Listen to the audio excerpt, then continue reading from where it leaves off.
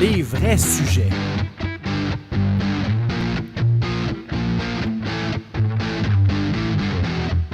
Les vraies questions.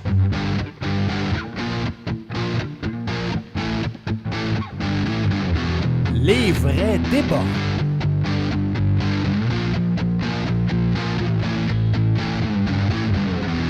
Les vraies affaires. Hey, salut, c'est Julien Mercure. Et Philippe Rioux. Bienvenue aux Vraies Affaires, cette émission du 7 février 2014. Écoute, on va se lancer tout de suite. Prends un grand respire.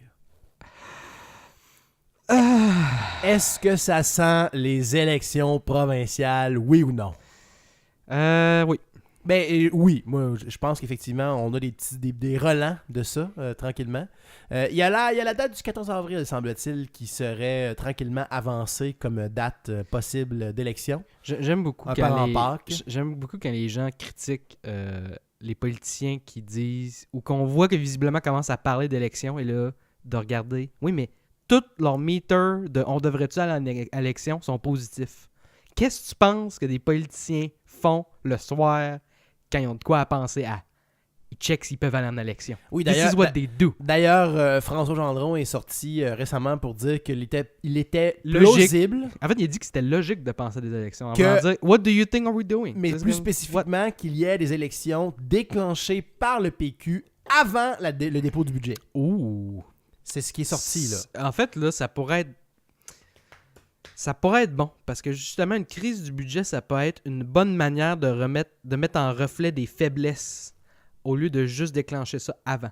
Mhm. Parce que, dans le fond, le budget, ça leur sert pas à grand-chose à ce point-là s'ils veulent vraiment aller en élection pour vrai, parce qu'ils vont refaire un budget majoritaire, anyway, s'ils pensent gagner avec ça. Donc ils vont refaire un anyway Ils vont s'ils faire gagnent. essentiellement le même budget Ils vont refaire un anyway. Ouais. Puis là, au lieu de faire un budget qui font semblant de faire des compromis ou qui en font pas vraiment, ils en font juste pas. Puis ils vont en élection. Exact. Ils vont annoncer un magnifique déficit de 3 milliards, semble-t-il, tranquillement. Oui. C'est bien mieux d'annoncer ça quand t'es majoritaire que d'annoncer ça quand t'es minoritaire. Tu sais. Il y a moins de gens qui posent des questions. On sait que ça vous fait chier, mais dans 4 ans, hein? Wouhou! La CAQ a demandé, a dit, nous, on a une des conditions nécessaires, OK, pour accepter le budget, puis il faut garantir le retour au déficit zéro. Puis là, je me dis... Non, C'est c'est que- réaliste. Non, mais non, c'est pas que c'est irréaliste ou non, c'est que c'est tellement une condition de merde parce que tu n'as qu'à dire que tu vas le faire, puis lui il va dire OK. Puis après ça, tu peux complètement trouver n'importe quelle justification pour pas y arriver. Là. C'est aucune garantie. Oui, ça, parce là. que ultimement, le dépôt du budget, c'est un exercice plus que la C'est réalité comme une telle. tentative d'atteindre un chiffre, Ouais, c'est pas c'est un ça. chiffre. Et écoute, parmi les autres signes qu'il y a un doux vent électoral qui va souffler en cette fin d'hiver, début de printemps, le PQ a ressorti les boulamites Léo Bureau-Blouin cette semaine. Hein? Bonjour tout le monde. Quelle coïncidence, son projet arrive à terme dans une époque qui est logique électoralement parlant pour le PQ. Wow! On est-tu surpris vraiment? Alors, le livre blanc sur la politique gouvernementale concernant les jeunes, ça va coûter environ 500 millions pour impliquer les jeunes de diverses façons.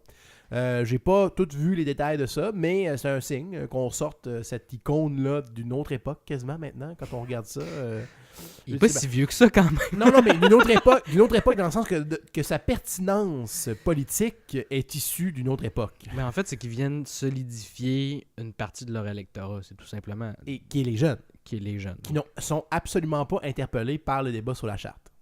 Ou moins. Peut-être moins, mais Moins. c'est surtout que les autres partis font pas vraiment de bon job à les attirer de toute façon ou de leur parler en fait. Mhm. Donc, C'est une façon de c'est le plus faire. gratuit que d'autres choses rendu là comme électorat pour le PQ. C'est facile pour eux en fait. Oui, mais en même temps, c'est ça. C'est c'est un électorat qui est déjà davantage à tendance péquiste et il suffit simplement d'un rappel, Exact. Ouais. disons, à intervalles réguliers pour les rappeler à quel point c'est bien qu'ils votent pour le PQ et non pas tranquillement d'aller explorer les autres options. Mais comme tu dis, tu as raison, là, les libéraux et la CAQ en particulier ne parlent absolument pas aux jeunes. Québec solidaire fait une meilleure job. Oui. Option nationale faisait une meilleure job avant qu'il cesse d'exister, ultimement. Ça, c'est un autre dossier. C'était le bon temps. C'était le bon vieux temps. Un autre exemple aussi de cette semaine, qu'on s'en va en campagne électorale bientôt, la ministre Agnès Maltais a annoncé une hausse du salaire minimum. Quelle nanane par excellence. Oui, ça, mais là... non, mais oui, mais ça fait des années qu'on le monte à chaque année. Oui. Genre, c'est pas... Mais justement, c'est ça la beauté de la chose. C'est que c'est juste tu fais automatique. juste choisir ton timing. Oui. Puis ça fait une annonce qui touche Plein de beaucoup de gens, qui est politiquement facile à envoyer et qui ne demande très peu vraiment de... C'est une petite conférence de presse. Ah non, C'est rapide, là. Ça se fait bien. Un singe entraîné pourrait prendre cette décision-là. Zup, zup. Tu changes littéralement 2 digits dans la loi. Puis c'est ça. Tu changes le nombre de scènes. Exactement. Ouais. Les répercussions, par contre, sur les différentes Les frais juridiques sont très faibles. Faut quand même extrapoler parce qu'il y a beaucoup d'entreprises, il y a beaucoup de gens qui travaillent au salaire minimum, mais il y a aussi beaucoup d'entreprises qui calquent leur échelle salariale sur le salaire minimum, même si leurs employés ne sont pas payés au salaire minimum. Donc, qui vont eux aussi... 2,5$ de plus que le salaire C'est minimum. ça. Donc, ils vont aussi avoir à ajuster. On les plaint pas, là. C'est pas ça le point, là. Mais l'important, c'est que ça... Le salaire minimum, c'est bon, là. Genre, c'est... Écoute, c'est... Je te dirais pas que c'est mauvais, là. Je ferais pas l'argument ici, mais c'est plus complexe économiquement que de juste dire on monte le pouvoir d'achat d'une portion X de la population. Il y a davantage de conséquences et d'implications. Mais je pense que les conséquences autres sont quand même faibles par rapport au juste baseline de donner à ces gens-là un salaire minimum. Oui. L'effet, 98% de l'effet, c'est ça. Le reste, OK. Mais je veux dire, on veut vivre dans quel genre de société, là, t'sais? Ultimement, c'est ça la question. Nous autres, au Québec, on pense collectivement plus qu'à d'autres places, incluant les États-Unis, que le salaire minimum doit être plus élevé qu'à d'autres places. Parce qu'on dit, si tu fais une affaire dans ta vie, si un employeur dit « j'ai une job pour ça », on a décidé que il faut au moins que tu committes à donner à un être humain ça. Sauf que par contre, tu peux reconnaître le fait que, considérant que pour l'instant, je dirais pas que le Québec est nécessairement un chef de file à ce niveau-là, mais le Québec ne fait pas la même chose qu'à bien d'autres endroits. Ça joue beaucoup quand ce qui concerne notre compétitivité sur le marché international dans certaines catégories de produits. Non, parce que la majorité des produits internationaux et des emplois qui impliquent l'exportation de produits, que ce soit internationaux ou autres, ne travaillent de toute façon pas au salaire minimum. Ça n'implique que des gens qui travaillent dans des... Pas seulement, là, mais en majorité des gens qui travaillent dans un esprit d'économie locale. Les gens qui travaillent au McDo. Là. Oui, je comprends. On n'exporte pas nos Big Mac. Non, mais le salaire minimum, c'est une chose, mais j'en reviens à ce que je disais précédemment. Quand tu considères les effets de domino que ça a sur le reste de l'économie et la mentalité que ça implique d'avoir cette idée-là par rapport au salaire minimum et à la rémunération pour travail fait, c'est ce qui contribue à notre absence de compétitivité, notamment sur le marché manufacturier. Oui, il y a le salaire minimum, c'est pas nécessairement impliqué directement dans ce contexte-là, mais le fait que nos travailleurs manufacturiers sont payés autant plus que dans les autres pays est lié, entre autres, à cette condition-là. Mais je pense que notre secteur manufacturier... Mais il vient pas me dire qu'il est compétitif. Ben, non, mais en même temps, les emplois qu'on a perdus au niveau manufacturier, peut-être à part au textile, qui étaient vraiment des prix vraiment planchers, il y a certaines business de fabrication au Québec qui étaient relativement bien payés. Là. Et c'est ça que je te dis. Oui, mais ce que je veux dire, c'est que ces emplois-là n'ont pas été transférés vraiment tant que ça à des emplois au salaire minimum. Ils ont été exportés à des salaires sub minimum à d'autres places. Oui. Ce que je veux dire, c'est que ça sert à rien de descendre le prix minimum, le salaire minimum à 2$ pour pouvoir faire des sweatshops. Là. Non, c'est pas ça que je dis moi non plus. Je te dis pas qu'on devrait revenir en arrière. Je te dis juste qu'il faudrait être conscient que cette idée... faut être conséquent dans la vie. Si tu dis, comme tu dis, qu'au Québec, pour nous, c'est important non seulement d'avoir un salaire minimum, mais que généralement, la plupart des emplois soient de plus en plus payés, essentiellement, c'est un peu ça, ça contribue à notre manque de compétitivité sur le marché international dans certaines catégories d'emplois. Il ne faut pas se leurrer sur les effets que ça a. Mais en même temps, on est quand même dans une mer... Je suis d'accord avec ça. Là. Ce que je veux dire, c'est qu'on est dans un contexte occidentaux économico beaucoup plus large que juste notre salaire minimum. Je veux dire, les États-Unis au complet, leur compétitivité au niveau du manufacturier est vraiment de la dompe. Je suis d'accord. Fait que c'est pas 3$ qui fait la différence, là, parce que eux autres, leur salaire minimum, t'as 7 et quelques. Là. Je veux dire, leur secteur manufacturier, c'est pas complètement, mais je veux dire, en grosse partie écroulé. L'Europe, à peu près la même chose, sauf le high-tech en Allemagne. C'est pas quelque chose que tu arrêtes avec des mesures de salaire minimum, mais c'est à une autre échelle complètement. Là. Je suis d'accord avec toi. Je vais juste souligner. T'aimes pas le salaire minimum parce que t'es de droite. Dis-le donc, là. Pas en tout. Hey, arrête. Non, au contraire. Tout ce que je voulais dire, c'est que quand même, la question du salaire minimum, c'est pour ça que je disais que c'était un superbe nanane politique. Parce que c'est un magnifique écran de fumée. Parce que comme tu disais toi-même, premièrement, on l'annonce à chaque année. Donc, je veux dire, il n'y a pas de temps nécessairement... C'était pas d'habitude à la fête du travail ou quelque chose du genre septembre. Mais justement, il y aurait pu... S'il y avait eu des élections en septembre... Non, à la fête du travail, c'est... Non, c'est pas à la fête du travail, c'est à la fête des travailleurs. C'est le 1er mai. C'est ça la date qui va être prise. Mais ils l'ont annoncé bien avant. Petite anecdote historique, d'ailleurs, le 1er mai, la fête des travailleurs, quand Hitler a pris le pouvoir, tu sais, qu'il a célébré en grande la fête du travail, je pense que c'est dans les années 30, je ne sais plus quelle année exactement, là, il a célébré en grande pompe avec des parades. Le lendemain, il a aboli tous les syndicats. Tu sais, la fête du travail. C'est beau, c'est fini. On a fêté hier, là c'est fini. Fin de la parenthèse. Écoute, ce que je voulais dire, c'est que, justement, comme de toute façon, c'est au 1er mai que ça a lieu, s'il y avait eu les élections cet automne, il aurait pu l'annoncer en septembre. Ça aurait été une mesure électorale. Oui. Donc là, ils viennent de l'annoncer là.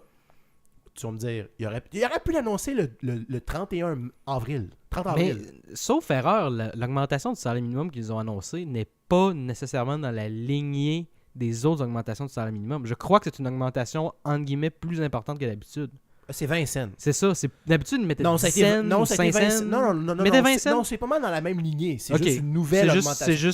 C'est juste ma mémoire. Ça arrive à chaque année, mais c'est jamais garanti à chaque année tant que le gouvernement ne l'annonce pas. Donc, c'est une mesure politique par excellence. Parce que tant que tu es dans le calendrier avant le prochain 1er mai, tu peux légitimement annoncer ça et ça va faire plaisir à plein de gens. En surface, ça semble... Oui, c'est ça. Mais en surface, ça ne semble être indiscutablement bon. Et sans dire que ça ne l'est pas, moi, je voulais juste dire que c'est souvent plus complexe que ça sur le plan économique, la question du salaire minimum. Ça en fait donc un excellent élément électoraliste, plus qu'une véritable mesure réfléchie. Disons ça comme ça. OK. Donc, ça sent les élections. C'est ça que je veux dire. Et donc, mais ils ont fait une panoplie d'annonces, là, ça a l'air dans le centre du Québec. Là, les vannes sont ouvertes. Là. D'un autre côté, ça n'a pas besoin d'être gros, mais 500 000 par là, 2 millions par là, c'est pas des Jeux olympiques de 53 milliards qu'ils annoncent, on s'entend. Là. Non. Mais c'est des annonces, on se déplace, donc bon. Ça sent les élections. J'imagine que le Journal de Québec, dans la lignée de sa chronique Le Québec est dans le rouge, qui ont commencé il y a environ une semaine, où ils font état des finances du Québec, qui sont quand même, il faut être franc, là, je veux dire, je pense qu'il n'y a pas tant de monde qui pourrait nous dire que les finances du Québec sont A1 présentement. Là. Peu importe où tu te situes idéologiquement, puis peu importe où tu penses qu'on devrait couper, ou si on devrait couper, ou comment on devrait couper, tu peux pas, avec une straight face, me dire que le Québec est géré au niveau fiscal de façon comme A1. Non, mais en même temps, quand j'entends des gens qui nous comparent, quand à chaque fois j'entends quelqu'un qui dit le mot Grèce dans ces débats-là, je suis comme, on est à des milieux de là quand même. Non, mais ça... Mais ce que je veux dire, c'est qu'il y a beaucoup de gens qui utilisent ça pour des tactiques de peur. Oui, mais ça, c'est de s'arrêter sur la forme qu'ils prennent pour passer un message et de discréditer par le fait même le fond de leur message, qui est de dire, financièrement parlant, le Québec, ça ne va pas très bien. Il faudrait prendre des mesures. Ostinons-nous tant que nous voulons sur les mesures à prendre, mais arrêtons de penser qu'il n'y a pas de mesures à prendre. Ça va se régler par soi-même. C'est vrai, c'est vrai. Là. Donc ce que je disais par rapport à ça, c'est que je ne sais plus ce que je disais par rapport à ça. C'est quoi je disais par rapport à ça? Écoute, le Journal de Québec faisait une chronique là-dessus. Oui, exactement. Et que donc, j'ai l'impression que comme on s'en va en campagne électorale, dans la lignée de leur chronique sur le Québec est dans le rouge, ils vont sûrement commencer à additionner toutes les promesses électorales ou les promesses non électorales, parce que tant qu'on n'est pas en campagne, c'est pas officiellement des promesses électorales. Tous les montants qui vont être octroyés, annoncé dans les prochaines semaines, prochains mois, d'ici le déclenchement d'une éventuelle campagne électorale, pour montrer à quel point, soudainement, il y a de l'argent. Mais c'est pas vrai. Mais non. Tu sais, donc, ça sent les élections, ce sera à suivre, à savoir, peut-être que c'est encore une fausse alerte, comme ça a été à l'automne. Je pense que... Mais écoute, moi, je pense qu'ils vont y aller parce qu'ils se sont trempés le pied.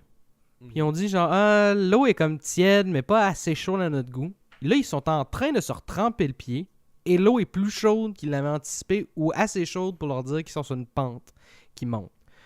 Fait que là, rendu là, ils vont se retremper le pied ou ils vont juste y aller. Et avec les nouvelles données du genre de gestion de crise et de sens politique dans le day-to-day que Philippe Couillard semble posséder, je pense que les péquistes ont probablement une meilleure chance au niveau électoral en ce moment. Oh, ça, j'en mets pas ça en question. Philippe Couillard, au niveau de driver une élection, là, c'est pas Jean Charest. Là. Non. Certains te diraient que c'est peut-être quand même bien d'avoir pu un gars comme Jean Charest sur la scène politique. Là. Mais non, honnêtement, ça va à mon avis, moi, Philippe Couillard... Je pense que c'est une meilleure personne que Jean Charest, mais... J'allais dire, moi, Philippe Couillard, nonobstant mes propres allégeances qui sont pas nécessairement définies c'est un chic à ce type, stade-ci. C'est ça. Moi, j'aimerais ça qu'on lui donne une chance. Je pense que ça va lui prendre une deuxième élection. Il va apprendre un peu sur le tas. Mais, il y a de l'expérience. Oui, mais s'il perd catastrophiquement l'élection, il n'y aura peut-être pas de deuxième élection. Mais c'est mon problème. D'ailleurs, moi, c'est quelque chose que je reproche au système politique et à la culture politique en général. Je veux dire, trouver quelqu'un qui gagne là. Ben oui, sauf qu'après avoir subi, pas une dégelée nécessairement, mais après quand même s'être fait déloger du pouvoir après une période assez longue, les libéraux ont été au pouvoir quand même assez longtemps. Je veux dire, tu peux pas te... Oui, tu vas me dire, faut que tu espères retourner au pouvoir parce que toute politique vise de revoir le pouvoir. Mais en même temps, il me semble que ce serait l'essentiel, ce serait de donner au moins 2 élections à quelqu'un pour se péter à la gueule 2 fois. Puis là, dire que ça marche pas. Ouais. En même temps, est-ce qu'on devrait donner 2 mandats à un gouvernement ou, tu sais, c'est... Ben, ça dépend à qui tu le demandes, mais il y a des gens qui vont être pour et des gens qui vont être contre. Ouais, c'est ça. Écoute. C'est vrai.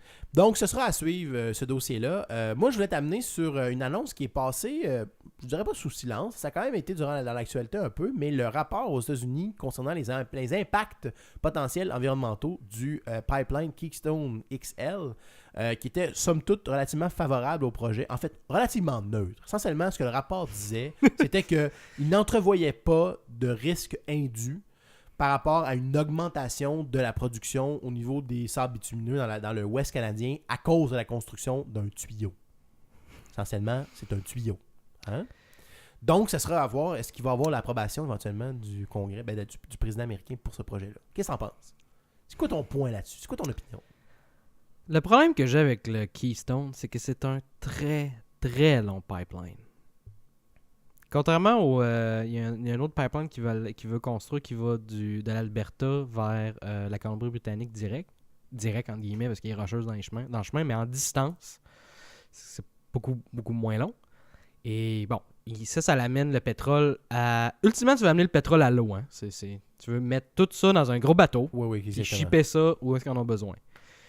L'intérêt d'avoir Keystone, c'est que peut-être qu'ils n'auraient pas à shipper le pétrole aussi parce qu'ils ont l'option d'arrêter le pétrole en chemin vers le golfe du Mexique et de fournir les États-Unis en pétrole. Alors, considérant que le Canada exporte beaucoup de son pétrole aux États-Unis. Là. Quand même, en fait, oui, mais pas tant que ça. Les États-Unis sont en train de redevenir, entre guillemets, une force de pétrole parce qu'ils utilisent beaucoup de pétrole de schiste et tout ça. Récemment. En fait, c'est ça le gros changement qui s'est passé au niveau de l'industrie du pétrole. Là. Les sables bitumineux, ça fait des années que c'est un projet qu'on dit que ça va arriver, puis nanana, mais l'affaire, le boom, là, le truc nouveau qui a changé la donne, c'est les gaz de schiste. Là. Ça a explosé aux États-Unis, cette production-là. Ça a ramené les États-Unis dans une balance positive d'hydrocarbures. Là. Les États-Unis exportent du gaz, c'est une première fois depuis un bout. Là. Donc, à cause de ce point de vue-là, ce pipeline-là me semble un peu mal timé. Mais ça reste un pipeline. C'est pas... À mon avis, ils vont avoir une grosse game politique aux États-Unis. En fait, le développement de ce projet, qui est essentiellement canadien d'abord et avant tout, là est maintenant entre les mains de la game politique américaine.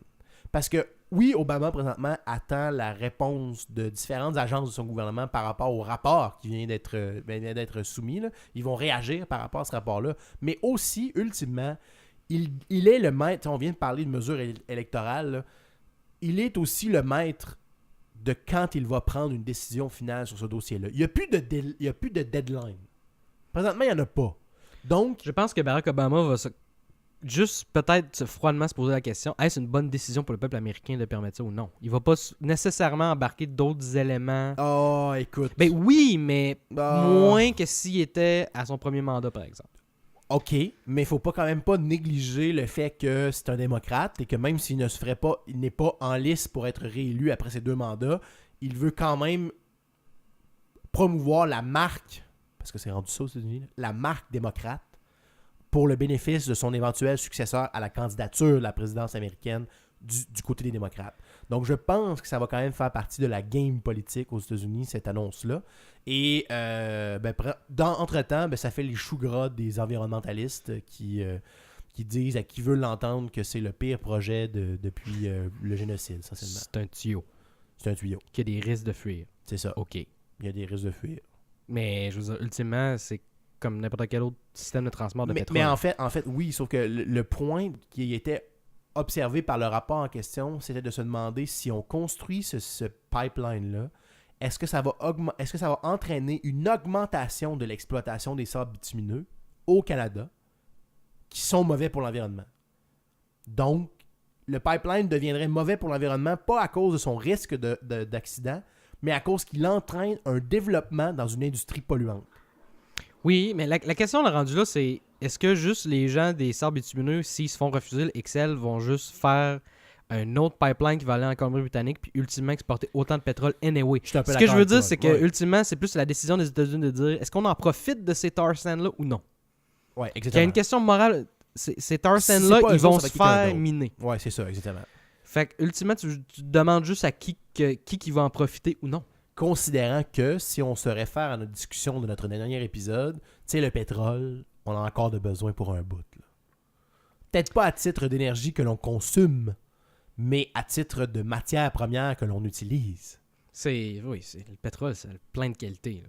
C'est Ça. fondamental. C'est quelque chose d'important, mais en même temps, dans le spectre des pétroles, les sables bitumineux, c'est vraiment pas les plus chics. Là. Non. Mais ça, on ne le remet pas en question. D'ailleurs, dans ce contexte-là, si on prend pour acquis qu'on a besoin de pétrole, on serait quasiment mieux de réfléchir à exploiter les ressources pétrolières au Québec. Parce que c'est des sources pétrolières plus propres que ceux-là. Parle-moi pas sur l'exploitation des ressources primaires du Québec présentement. Là. Comment ça? Parce qu'il n'y en a pas. Toujours d'exploitation? Ouais. Oui, ben c'est ça je dis là. C'est ça. Parle-moi pas là-dessus parce que je suis d'accord avec toi que ça devrait être envisagé beaucoup plus sérieusement que ça l'est présentement. Parce que, tu sais, quand il y a un puits de pétrole à quelque part, là, l'île d'Anticosti au complet va pas imploser, là. Non, mais il y en a des gens à qui tu dis ça, là, puis ils vont te dire, ben oui. Ouais, ok. Ça explose. C'est ça. C'est fini. Tu drilles un trou de pétrole, là, tout meurt dans un rayon de genre 25 km. Le Texas, c'est un wasteland. Oui, il n'y a personne qui en fait, là. Pas quand même, là. Ouais, mais ça l'était déjà un peu avant, il faut être franc. C'est un désert. C'est pas au complet, en fait. Non, mais il y en a. Bon. Il y a beaucoup de désert. Bref, un beau sujet, le pipeline de diplomatie canado-américaine. Oui, c'est pas mal ça. À suivre. Nonobstant les conséquences environnementales, il y a une game politique. Ça fait du bien quand même parce que je trouve qu'il y a quand même une discussion, peut-être pas d'égal à égal, mais un vrai jeu diplomatique entre les deux pays plutôt qu'un est le chien de poche de l'autre. Je vous laisse deviner lequel est le chien de poche de l'autre. Hey, on va sur un sujet un petit peu plus léger, quoique les implications sont majeures pour un pays comme le Canada qui se définit presque exclusivement par ses performances sur la glace. Steven Stamkos ne participera pas aux Olympiques. Ta réaction par rapport à ça? Ben... La grosse déception sale. Ben, tu sais, c'est la déception sale pour lui, mais écoute, si ces médecins ils ont dit écoute, ta jambe est pas top 1, puis si t'attends un mois de plus, tout va être bien mieux.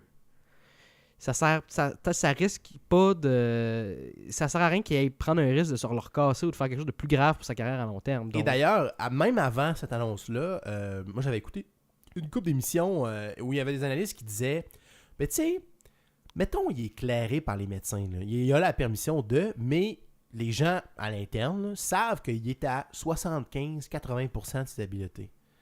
Il est bon, là, Steven Stamkos. Il est bon, là.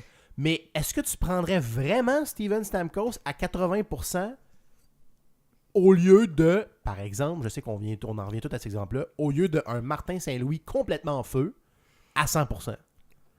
C'est une question qui se pose. Oh oui. Puis qui se pose plus maintenant. Ça se combine avec l'opinion de ses médecins et tout ça. Donc, moi, ça me surprend pas vraiment. Écoute, il s'est cassé la jambe il y a pas longtemps. Oui, là. Puis solidement d'ailleurs. Là, pas le doigt, là. La jambe au complet, bang! Sur un poteau de but, ça a tellement dû faire mal. Tu sais, en fait, c'est déjà un miracle de la médecine moderne, la médecine sportive moderne, qui soit capable de patiner en ce moment, là. C'est déjà un miracle, donc, en tout cas. Donc, écoute, moi, honnêtement, déçu, oui. Déçu pour lui, je comprends un peu plus. Honnêtement, je pense que le Canada, c'est pas... On a une surdose de talent, là. C'est pas grave. Là. Non, mais ne soyons pas trop confiants non plus. Le Canada va avoir de bonnes chances de bien performer. Je ne pense pas que ces chances-là sont tant amoindries que ça par l'absence de Stamkos. Non.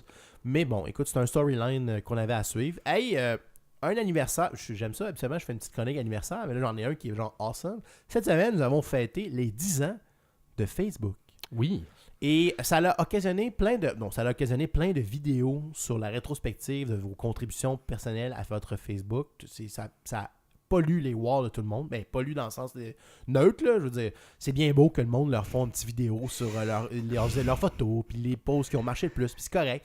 Mais surtout, ça a entraîné quand même une réalisation de toute une réflexion de tout l'impact que Facebook a eu dans les rapports interpersonnels, dans notre organisation, dans notre société, en fait, en général. Parce qu'à 1,2 milliard d'utilisateurs, c'est plus juste un petit phénomène. Je veux dire, c'est quelque chose qui... En dehors du nom Facebook, un système d'interaction sociale de ce genre-là sur l'Internet est un concept qui durera. Oui. Ça va peut-être s'appeler autre chose. Exactement. Mais ça, c'est nouveau dans l'humanité et ça l'a fait sa marque, ça fait maintenant 10 ans. Le monde n'est plus pareil depuis Facebook. Et d'ailleurs, et Twitter. Et d'ailleurs, 10 ans, il faut nuancer parce que ça a l'air de faire... Aujourd'hui, on est rendu que 10 ans, c'est comme une éternité. Là. Ça fait tellement longtemps. Mais là, tu sais, 10 ans, là, c'est de son début. Pendant une couple d'années, il n'était que limité, au moins les 2 premières années, je crois, il n'était que limité au campus universitaire américain. Oui. Donc, le phénomène général public Facebook tel qu'on le connaît a même pas 10 ans, en fait. Non, c'est donc, ça. Donc, c'est là tout l'impact que ça a eu en une courte période. Et surtout, moi, ce qui me fascine avec Facebook, c'est le fait que toi et moi, on peut parler de Facebook, puis je peux parler de Facebook avec d'autres mondes. Et quand on dit Facebook, on ne veut pas vraiment dire la même chose. Il y a tellement de manières d'utiliser différentes. Exactement. Et c'est là, je pense, la force de cet outil-là, qu'est Facebook, et ce qui a fait peut-être le succès de celui-là par rapport à d'autres. C'est cette modulation presque entière. Tu ne peux utiliser Facebook que pour une seule de ses fonctionnalités et quand même trouver que c'est le meilleur outil. Et en plus, il fait d'autres choses. Tu sais, je veux dire, c'est comme avoir un couteau suisse, tu sais, qui a plein d'affaires, mais que le couteau, c'est le meilleur couteau que tu pourras jamais avoir. Le tournevis, c'est le meilleur tournevis que tu pourras jamais avoir. Les ciseaux, c'est les meilleurs ciseaux que tu pourras jamais avoir. Mais ils sont en plus tous dans le même couteau suisse. C'est un peu ça, dans le fond, Facebook. Oui. Mais en même temps, tu sais, il y a des meilleurs systèmes de chat. Tu sais, c'est pas Skype non plus. Je pense que c'est plus complexe que ça, là, dans le sens qu'il y a des choses que Facebook fait beaucoup mieux que d'autres. Je disais le meilleur, là. Bon. Un bon, oui. On s'entend. Un bon. C'est juste important que tu dis, hey, j'ai une business. Hey, si t'es pas sur Facebook, là, qu'est-ce que tu fais, là? C'est ça. En fait, c'est rendu... C'est standard, là. Il y a eu une courte période où c'était juste de dire, en fait, non, encore aujourd'hui, c'est un peu ça. Si tu as une business et tu n'es pas sur Internet, en général, tu n'as pas de site Internet, c'est pas bon. Qu'est-ce que tu fais? Mais maintenant, c'est... Honnêtement, là, je commencerai à concevoir, considérant que c'est complètement gratuit, Facebook, je commencerai à concevoir des business qui laisseraient tomber avoir un site Internet et n'auraient qu'une page Facebook.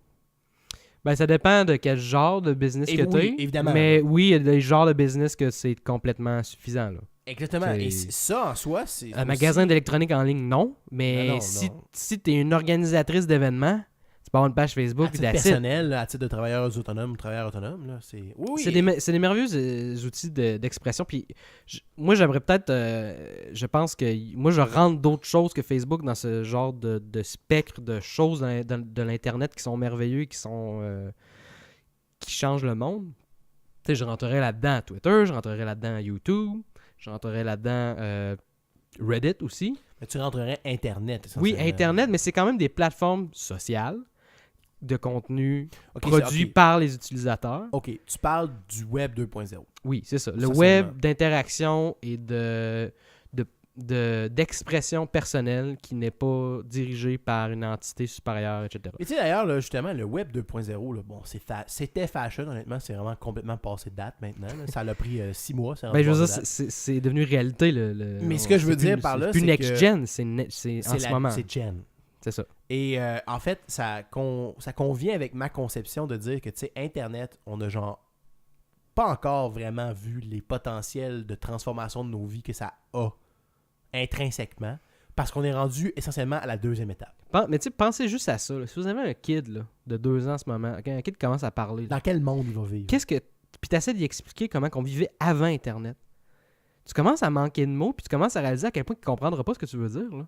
Comment ça, vous aviez un téléphone dans la maison? Qu'est-ce que tu veux dire? Là? Comment ça, un téléphone? Tu sais, papa, il a une adresse Internet. Avec un fil? Avant, on n'avait pas d'adresse Internet. Qu'est-ce que tu faisais quand tu n'avais pas d'adresse Internet? Toutes nos vies sont orientées autour de ces trucs-là. Là. D'ailleurs, le 10e anniversaire de Facebook a entraîné, entre autres, une réflexion sur le vocabulaire Facebook. Il y en a qui disaient, tu sais, tu pourrais aujourd'hui avoir une conversation relativement longue avec quelqu'un, avec des référents que quelqu'un d'il y a 10 ans ou il y a 8 ans, même avant même que Facebook devienne public, ne comprendrait absolument pas. Oui, c'est ça. C'est pas quelqu'un il y a 30 ans. Tu sais, hashtag là, sur Twitter, là, c'est quoi là? Même moi, je comprends à peine c'est quoi là. Je veux dire... Encore. Mais, non, mais tu dis à quelqu'un, c'est des trucs complètement nouveaux. Là. Imagine, là, tu dis genre, hey, je suis revenu chez nous, j'ai updaté mon statut, j'ai eu rien que 2 likes, puis ce gars-là, finalement, j'aimais pas à faire, je l'ai defriendé. Remonte 8 ans en arrière, il n'y a personne qui comprend ce que tu viens de dire. Exact. Personne. C'est chaque truc de même a comme son espèce de petit vocabulaire qui arrive, qui émerge un peu du vide puis qui fait du sens de ces trucs-là. Là. Donc, écoute, moi je te dirais, ce qu'on peut souhaiter à Facebook pour ces 10 ans, c'est qu'est-ce que l'avenir de Facebook réserve. J'ai hâte de voir dans 20 ans. Comme c'est le Web 2.0, nous sommes à même de shaper, tout individu que nous sommes, évidemment, ce que va devenir Facebook par le fait qu'on va continuer à y adhérer et à l'utiliser d'une façon ou d'une autre. Mais j'ai hâte de voir, ou pas, évidemment, nous avons ce choix-là aussi. Donc j'ai hâte de voir vers où ça va. Écoute, je passe de cet anniversaire-là vers ma petite chronique historique pour terminer le tout. Cette semaine, je propose sur la Première Guerre mondiale un petit article qui est très court et qui est disponible en ligne. Ça se lit quand même assez rapidement, c'est même pas 8 pages, donc ça peut se faire sur une heure de dîner. Moi, je l'ai lu sur mon heure de dîner aujourd'hui. Ça s'appelle « Before the First World War, What can 1914 tell us about 2014 ?» Et c'est un bel exemple de la façon dont le rôle que l'histoire peut avoir lorsque appliqué au présent. On n'est plus à l'époque où on pense qu'il y a des leçons à retirer de l'histoire, tu sais, vraiment genre catégorique, et voici ce qu'on devrait ne pas faire ou qu'on devrait faire. Je suis pas non plus dans la catégorie de dire que l'histoire se répète constamment, mais il fait de bons parallèles quand même avec ce qui ressemble à 1914, avec une perspective quand même en diplomatie, en politique internationale, tout ça, ce qui ne ressemble pas, les différences qu'il y a, une des différences majeures, et d'ailleurs ça, il la souligne, je trouve ça vraiment intéressant, surprenamment, par rapport à ce qu'on pouvait penser que l'évolution du monde allait être dans les 100 dernières années depuis le début de la Première Guerre mondiale, la situation internationale aujourd'hui est beaucoup plus drivée par la religion qu'elle était en 1914. Et ça, quand tu penses à ça, c'est weird. Parce que la Première Guerre mondiale... Dans quel sens? La Première Guerre mondiale et les conflits à cette époque-là avaient une tangente nationaliste, mais ne suivaient très peu les lignes religieuses. En Europe, à tout le moins. Mm-hmm. Alors qu'aujourd'hui, les tensions internationales sont beaucoup sur les frontières entre les différentes religions. Et en tout cas, je vous encourage à lire l'article pour avoir plus de détails. Là, je ne le dirai pas au complet, mais c'est quand même intéressant comme constatation par rapport à l'évolution des relations internationales. Et ça démontre très bien, en fait, comment le rôle que l'histoire peut avoir, particulièrement dans un cadre de commémoration comme ça de la Première Guerre mondiale, pas pour donner des leçons, comme je disais, mais plutôt pour peut-être orienter un peu les éléments sur lesquels l'accent est mis dans la réflexion qu'on a sur la situation politique, diplomatique, mondiale, internationale aujourd'hui. Alors, ça vaut la peine, c'est un monsieur qui s'appelle Richard J. Evans, c'est un auteur assez connu sur la Première Guerre mondiale avec une couple de livres. Donc, c'est trouvable gratuitement en ligne à l'adresse qui va, je l'espère, apparaître à l'écran. Magie, l'adresse apparaît. Ouh. Exactement. Et aussi, bien évidemment, si vous me suivez sur Twitter, je vais la tweeter. Fait que vous allez la voir aussi. Faudrait poster ton Twitter si ça serait bien. Ouais, ultimement, ça pourrait être bien aussi. Faudrait être un petit peu plus 2.0, justement. Ouais, c'est ça, exactement. Hey, cela étant dit, je pense qu'on a fait le tour et qu'il ne nous reste plus qu'à nous souhaiter et à souhaiter à nos auditeurs bonne semaine. Hey, si vous avez des questions, des commentaires ou des menaces, c'est lesvraiesaffaires@gmail.com. Et si vous êtes sur Reddit, on vous invite à venir dans notre forum de discussion qu'on va publier chaque vendredi dans le subreddit de Québec. Vous êtes tous les bienvenus. Et aussi, évidemment, si vous trouvez ça intéressant, on vous invite à vous abonner à notre canal YouTube et évidemment aussi à répandre la bonne nouvelle à votre entourage, à vos amis, à vos parents. Plus cette émission-là est écoutée, plus ça nous permet d'interagir avec vous et aussi de répandre nos opinions que l'on considère, je crois, somme toute, intéressantes. En toute humilité. Bien sûr.